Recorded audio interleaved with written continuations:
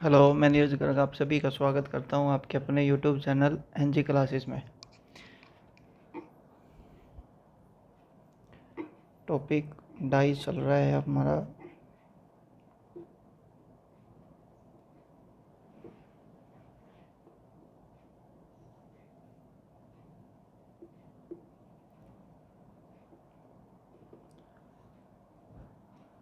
Dice के topic में हम पढ़ रहे हैं बच्चे 2 फिगर क्वेश्चंस। उसमें क्वेश्चन नंबर नेक्स्ट करते हैं।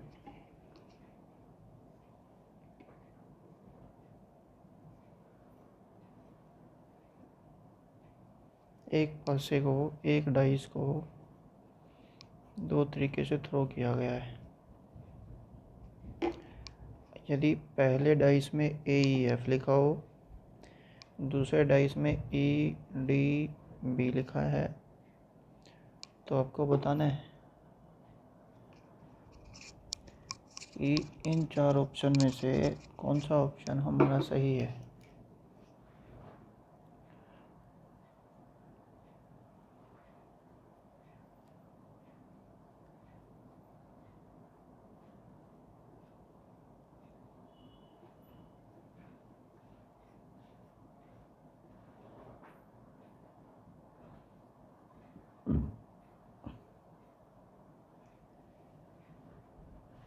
ई सी डी डी एफ ए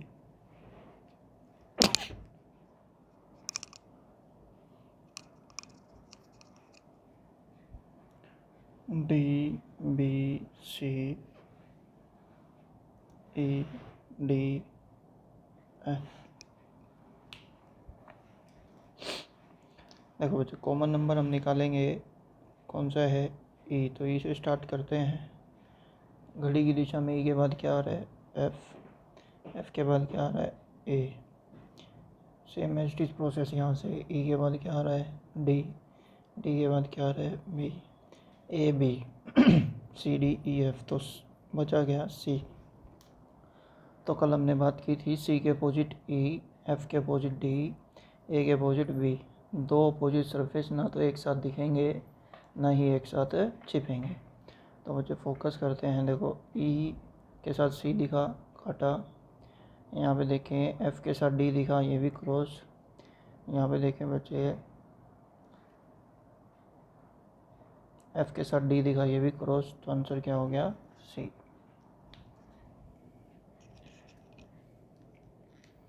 क्वेश्चन नंबर नेक्स्ट पढ़ते हैं।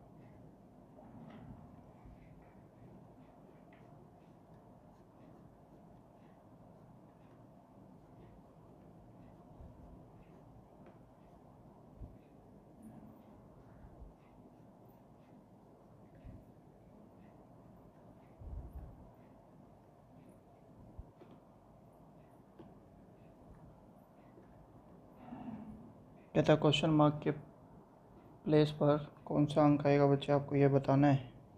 ऑप्शन लिखा है 3, 6, 2 या फिर 1। फिर वही बच्चे देखो, कॉमन नंबर आपके पास क्या है सर? 3 है।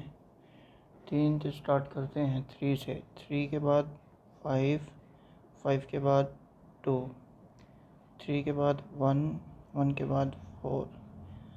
क्या नहीं दिख रहा? 6। तो 6 आ गया 3 के अपोजिट।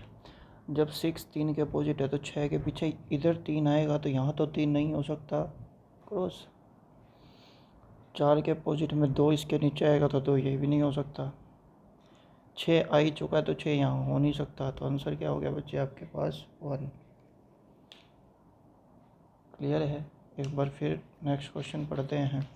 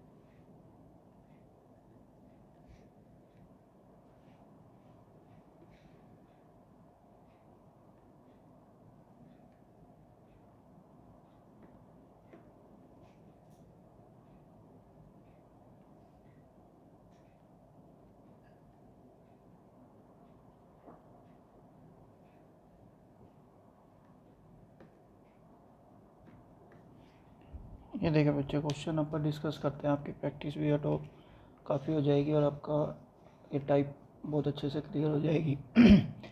32513452 क्वेश्चन मार्क के प्लेस पर क्या डिजिट आएगी, 1 2 6 या 4 में से कौन सा। अब इधर देखो, कॉमन नंबर को आइडेंटिफाई करते हैं, कितना है 3। 3 से स्टार्ट करेंगे, 3 से क्लॉकवाइज डायरेक्शन में 5, 5 के बाद ये क्या है 2। तो यहाँ से भी कॉमन नंबर से घड़ी की डायरेक्शन में 3 के बाद क्या है बच्चे 1, 1 के बाद क्या है 4। तो क्या नंबर नहीं दिख रहा 6। तो बच्चे सोचो, आइडेंटिफाई करने की कोशिश करेंगे। 5 के अपोजिट में 1 आएगा, तो 5 के नीचे 1 आ गया, 2 के अपोजिट 4 आ गया, तो ये 4 पीछे चला गया। तो ना तो एक ऑप्शन हो सकता ना 4, क्योंकि 4 इसके पीछे है, 5 यहाँ नीचे पे है। तो 1 नीचे पे हो गया तो ये नहीं आएगा, 4 पीछे पे हो गया नहीं आएगा, 2 आ नहीं सकता क्योंकि 2 फ्रंट में है। तो यहाँ ऑप्शन केवल क्या बचता है आपके पास 6। एक बार फिर दोबारा से कॉमन नंबर आपके पास आपने आइडेंटिफाई कर लिया, कितना है 3। 3 के बाद क्या है 1, 1 के बाद क्या है 2, यहाँ 3 के बाद क्या है 4, 4 के बाद क्या है बच्चे 5। अब ये देखो 3 के अपोजिट में क्या आया 6। अब देखो 3 के पीछे 6 चला गया, तो 6 यहाँ नहीं पीछे होगा, तो 6 तो नहीं हो सकता। 2 के नीचे क्या आएगा 5, तो 5 भी ऑप्शन से गायब हो गया। अब बच्चे यहाँ पे क्या रह जाती है, कन्फ्यूजन रह जाती है, भाई 1 और 4 में से क्या आंसर आएगा। तो इस आंसर को आइडेंटिफाई करने के लिए बच्चे आपको एक ट्रिक बताता हूँ, ध्यान से सुनना। ये 2 और 3 है, आपको इन तीनों डाइस में ये देखना है कि 2 और 3 दोबारा कहाँ पर हैं। ये रहे पहले वाले डाइस के अंदर ये दोनों कॉमन नंबर लिखे हैं, ठीक। अब ये देखो 2 और 3 या 3 और 2 किस, अगर 3 2 को देखेंगे तो ये घड़ी की डायरेक्शन में लिखे हैं, और यहाँ पे बच्चे घड़ी के विपरीत दिशा में लिखे हैं। हाँ कि ना, एक बार फिर फोकस। मैंने कहा बच्चे ये जो 2 और 3 लिखे हैं, 2 के बाद 3, ये घड़ी की विपरीत दिशा में है, घड़ी की दिशा में है। मतलब 3 के बाद 2, ये देखो 3 के बाद अगर ये 2 है तो ये किस दिशा में लिखा है, घड़ी दिशा में लिखा है। लेकिन ये 3 के बाद 2 ऊपर की तरफ लिखा है, तो ये कौन सी दिशा होगी, घड़ी की विपरीत दिशा हो गई। तो अगर मान लेते हैं सेम पोजीशन पर होते, ये 2 3 होता और यहाँ पे भी बच्चे इस तरीके से 2 3 होता, घड़ी की दिशा पर ही होते 2 3, तो एक था तो एक ही आता। अब लेकिन एक तो आ नहीं सकता, क्योंकि इसका ये घड़ी की दिशा में है और ये घड़ी की विपरीत दिशा में है, ये घड़ी की दिशा में है, ये घड़ी की विपरीत दिशा में है।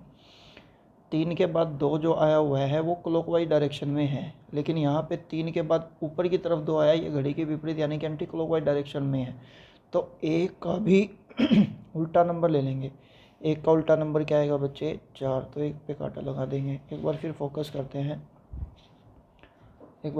करते हैं, कॉमन नंबर कितना है बच्चे आपके पास 3, तो ये लिखो 3 के बाद 1 के बाद क्या है 2, 3 के बाद क्या है 4 के बाद क्या है 5, तो 3 के अपोजिट क्या आ गया 6। तो 3 के पीछे 6 तो इधर चला गया, तो ये तो नहीं आ सकता। 2 के पीछे 5 चला जाएगा, ये भी नहीं आ सकता। 1 और 4, फिर वही बात बच्चे, बात 2 के बाद 3 आया हुआ है घड़ी की दिशा में क्लॉकवाइज डायरेक्शन में, ये भी घड़ी की डायरेक्शन में क्लॉकवाइज में 2 3 आया हुआ है, यानी कि ये भी सीधा है, ये भी सीधा है, तो एक का एक ही आएगा 4 पे क्रॉस। क्लियर है। लेकिन अगर मान लो बच्चे ये क्लॉकवाइज में होता, ये एंटी क्लॉकवाइज में होता, तो अपन एक का अपोजिट देखते। एक का अपोजिट क्या आ रहा था 4, तो हम 4 पे आंसर कर देते, जैसा कि ऊपर वाले एग्जाम्पल में आपको बताया। एक बार फिर फोकस करते हैं। यहाँ पे कॉमन नंबर क्या है आपके पास 3, तो देखो 3 के बाद 1, 1 के बाद 2, यहाँ पे 3 के बाद 4, 4 के बाद 5, तो 3 के अपोजिट क्या हो गया आपके पास 6, ठीक। अब ये देखो 3 के अपोजिट में 6 है, तो ऊपर तो 6 नहीं आ सकता, यहाँ आया हुआ है तो इस पर क्रॉस। 4 के अपोजिट 1 है, तो यहाँ तो आ नहीं सकता है, इस पर क्रॉस। अब 4 और 5 में से बचे 4 आ नहीं सकता, क्योंकि 4 तो ऑलरेडी यहाँ आ गया, तो आंसर क्या हो गया आपके पास 5। एक बार फिर फोकस, कॉमन नंबर कितना है बच्चे आपके पास 3, 3 के बाद 4 के बाद 2, 3 के बाद 5 के बाद 6, तो 3 के अपोजिट में क्या बोलेंगे 1, ठीक। अब जिसको आइडेंटिफाई करना है, 3 के अपोजिट में 1 आ गया तो 1 तो आ नहीं सकता, 5 के अपोजिट पीछे 4 आ गया तो ऊपर कैसे आ सकता है, तो 4 भी नहीं आ सकता। लेकिन 2 और 6 में से तो कुछ भी आ सकता है। तो बच्चे वही देखो, 3 के बाद जो 5 आया है वो क्लॉकवाइज डायरेक्शन में है, और यहाँ पे भी क्लॉकवाइज डायरेक्शन में 3 के बाद 5 है, तो 6 है, तो यहाँ पे नंबर क्या आएगा 6, 2 पे क्रॉस हो जाएगा। आई होप सो बच्चे आज का लेक्चर आपको पसंद आया हो। अगर आपको बच्चे लेक्चर अच्छा लगे तो लाइक, शेयर सब्सक्राइब करना मत भूलें। और कोई भी क्वेरी हो तो बच्चे इस नंबर पे बच्चे गए व्हाट्सएप मैसेज करें, आपकी क्वेरी का आंसर ज़रूर मिलेगा। Thank you.